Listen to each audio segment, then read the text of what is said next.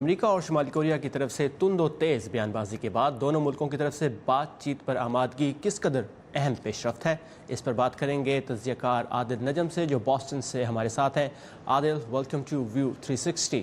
اس پیش رفت پر جیسے آپ نے دیکھا کہ محتاط انداز میں خوشی نظر آ رہی ہے اور کچھ اسے شک کی نگاہ سے بھی دیکھ رہے ہیں، تو شمالی کوریا مذاکرات کے بدلے کیا چاہے گا اور فائدہ کس کا ہوگا؟ میرے خیال میں پہلا سوال تو یہ ہے کہ یہ یقیناً ایک حیرت انگیز خبر ہے، لیکن کیا یہ خبر جو ہے حقیقت میں تبدیل ہوتی ہے؟ جیسے انگریزی میں کہتے ہیں many a slip between the cup and the lip, تو صدر ڈونلڈ ٹرمپ بھی اور نارتھ کوریا کے لیڈر بھی جو ہیں دونوں بہت حیرت انگیز قسم کے سیاستدان اور لیڈر ہیں، تو کچھ بھی ہو سکتا ہے اور کسی وقت بھی ہو سکتا ہے کہ یہ پہلا سوال یہ ہے کہ کیا یہ ملاقات ہوگی۔ اس وقت دونوں نے رضامندی کا اظہار کیا ہے کہ وہ کرنا چاہتے ہیں، لیکن اب سے تب تک جو بھی حالات ہوں گے وہ دیکھنے ہوں گے۔ اگر یہ ملاقات ہوتی ہے تو یقیناً یہ ایک طرح سے ہسٹورک ہے، ناٹ اونلی کیونکہ یہ ان دو کی پہلی ملاقات ہے، لیکن اس لیے کہ امریکہ کے کسی بھی صدر کی اور نارتھ کوریا کے کسی بھی لیڈر کی اس لیول پہ اتنی ڈائریکٹ ملاقات پہلے نہیں ہوئی، اور ایک طرح سے ڈونلڈ ٹرمپ صاحب نے یہ انڈیکیشن دیا ہے کہ اس ملاقات کا جو محور ہے وہ نارتھ کوریا کے نیوکلیئر ہتھیار جو ہیں ان کو ختم کرنا ہے۔ تو یہ تو بہت مشکل لگتا ہے نارتھ کوریا کی طرف سے کہ ان کا گول بھی یہی ہو، تو اس لیے اس وقت اس خبر نے جہاں اس کی اہمیت بہت ہے، لیکن یہ سوال زیادہ اٹھاتی ہے اور جواب کم دیتی ہے۔ عادل، آپ نے نارتھ کوریا پر بات کی، گفتگو اور رخ موڑتے ہیں پاکستان کی طرف۔ ایک بڑی خبر پاکستان اور امریکہ کے تعلقات کے حوالے سے سامنے آئی کہ پاکستان کی سیکرٹری خارجہ تہمینہ جنجوعہ کی امریکہ کے ڈپٹی سیکرٹری خارجہ جان سلیوان سے واشنگٹن میں ملاقات ہوئی، اور کل ہی امریکی محکمہ خارجہ نے ریوارڈز فار جسٹس پروگرام کے تحت دہشت گرد تنظیم تحریک طالبان پاکستان اور اس سے وابستہ 3 اہم افراد کے بارے میں ایسی اطلاع دینے پر انعام کی پیشکش کی ہے جس سے ان کی شناخت اور مقام کا پتہ لگ سکے۔ محکمہ خارجہ کے ترجمان نے جمعرات کو ایک بیان میں تحریک طالبان پاکستان کے رہنما مولانا فضل اللہ کے بارے میں اطلاع دینے پر $50 لاکھ، جبکہ عبدالولی اور منگل باغ کی اطلاع دینے پر $30 لاکھ کا انعام دینے کی پیشکش کی ہے۔ تو عادل، آپ نے سنا اس بات کو، پاکستانی طالبان کی گرفتاری پر انعام کا اعلان امریکہ کی طرف سے۔ کیا واشنگٹن اور اسلام آباد کے تعلقات میں برف پگھل رہی ہے؟ کیا بیک چینل تعاون پھر سے شروع ہو چکا ہے؟ میرے خیال میں برف جو ہے بہت اتنی آسانی سے نہیں پگھلے گی، لیکن یقیناً یہ بھی ایک انڈیکیٹر ہے amongst others کہ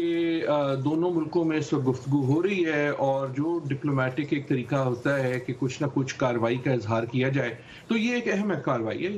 اس کی اہمیت ضرور ہے، لیکن میرے خیال میں اس ایک خبر سے کوئی ایسا نہیں سوچ لینا چاہیے کہ امریکہ کی جو پالیسی ہے وہ بہت بڑی حد تک تبدیل ہو گئی ہے، یا طالبان کے خلاف جو پاکستان کی بھی جنگ ہے اور امریکہ کی بھی جنگ ہے اس میں کوئی بہت بڑی پیش رفت ہو گئی ہے، یا ہمارے جنوبی ایشیا کی جو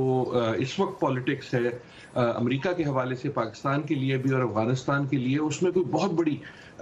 ریڈیکل تبدیلی آ گئی ہے، تو ایسا ہرگز نہیں ہے، لیکن ایک اہم خبر ضرور ہے۔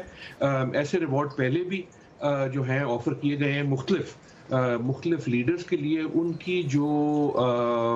پرفارمنس ہے وہ ویریبل رہی ہے، کئی اس میں ہمیں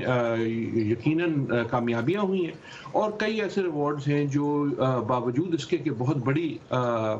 رقم تھی ان سے اتنی خاطر خواہ کوئی کامیابی حاصل نہیں ہوئی۔ اہمیت میرے خیال میں اس کی یہ ہے کہ پاکستان اور امریکہ بات کر رہے ہیں، تو اس وقت جو برف کی آپ بات کریں وہ اتنی سخت ہے اور سردی اتنی زیادہ ہے، ٹھنڈک اتنی زیادہ ہے ان تعلقات میں کہ کوئی بھی پیش رفت اور کوئی بھی ایسی خبر کہ دونوں ممالک جو ہیں کوشش کر رہے ہیں کہ یہ دیکھیں کہ اس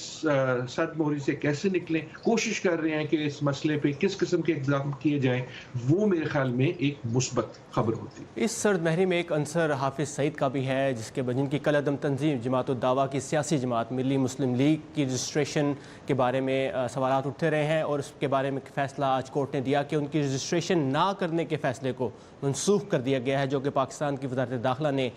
جس کا کیس کیا تھا عدالت میں۔ تو یہ فیصلہ پاکستان کے اندر شدت پسندی پر قابو پانے اور پھر پاک امریکہ تعلقات پر کیا اثر ڈالے گا؟ میرے خیال میں یہ خبر جو ہے ایک طرح سے سرپرائزنگ نہیں ہے، لیکن یقیناً اس کا اثر بھی اچھا نہیں ہوگا، لیکن نہ صرف یہ خبر امریکہ میں اچھی نظر سے نہیں دیکھی جائے گی، بلکہ اس سے زیادہ پاکستان میں اچھی نظر سے نہیں دیکھی جائے گی۔ اور یہاں ایک میرے خیال میں افسوس کی بات یہ ہے کہ واشنگٹن میں جو مبصرین کی کلاس ہے، ان کی آگہی پاکستان اور کنٹمپرری پاکستان کے بارے میں اتنی کم ہے کہ میرے خیال میں ان کی اس کو اینالائز کرنا تھوڑا سا اس میں تشویش ہو سکتی ہے اور مشکل ہو سکتی ہے، وہ اس حوالے سے کہ یہ فیصلہ جو ہے یہ سرپرائزنگ اس لیے نہیں ہے کہ یہ فیصلہ پاکستان کی حکومت، وزارت داخلہ، وزارت خارجہ نے اپنی طرف سے کیا تھا۔ نا کورٹس جو ہیں وہ پاکستان میں بہت آزاد ہیں، اور حکومت کا کہنا تو یہ ہوگا اتنی آزاد ہیں کہ انہوں نے ملک کے وزیر اعظم کو جو ہے مستعفی کر دیا، حکومت کے خلاف کارروائیاں کر رہی ہیں، تو یہ کورٹ جو ہے وہ تو ایویڈنس پہ بیس کر رہی، اور کورٹ جو ہے وہ اپنے آپ کو فورن پالیسی کا انسٹرومنٹ نہیں دیکھتی، اور جب تک ایویڈنس حکومت پاکستان، امریکہ کی حکومتیں، اقوام متحدہ، دوسرے جو ہیں وہ کوئی ایویڈنس ایسا نہ پیش کریں کہ اس قسم کی جو فیصلے ہیں ان کو وہ انفلوئنس کر سکے، تو خالی امریکہ کے کہنے سے یا پاکستان، ہم نے دیکھا کہ پاکستان کے کہنے سے بھی کورٹس جو ہیں وہ اپنے فیصلے تبدیل نہیں کریں گی۔ تو میرے خیال میں یہاں سمجھنے کی بات یہ ہے کہ یہ اس کیس میں ہم نے بارہا دیکھا کہ مسئلہ یہ نہیں ہے کہ حکومت پاکستان جو ہے وہ ان کی سرپرستی کر رہی ہے، مسئلہ یہاں یہ ہے کہ کورٹس جو ہیں وہ ایویڈنس مانگتی ہیں، اور ان اے وے یہ تنظیمیں جو ہیں وہ ایویڈنس کا اپنا ٹریک جو ہے ان کو بہت اچھی طرح کور کرتی ہے۔ امریکہ کو اور پاکستان کو ایویڈنس پہ غور کرنا چاہیے تاکہ یہ فیصلے رہ سکیں۔ بالکل عادل، اور دیکھنا یہ ہے کہ اس دورے کے اختتام پر کیا اعلامیہ سامنے آتا ہے۔ Thank you Adil for your time and insight. بہت شکریہ۔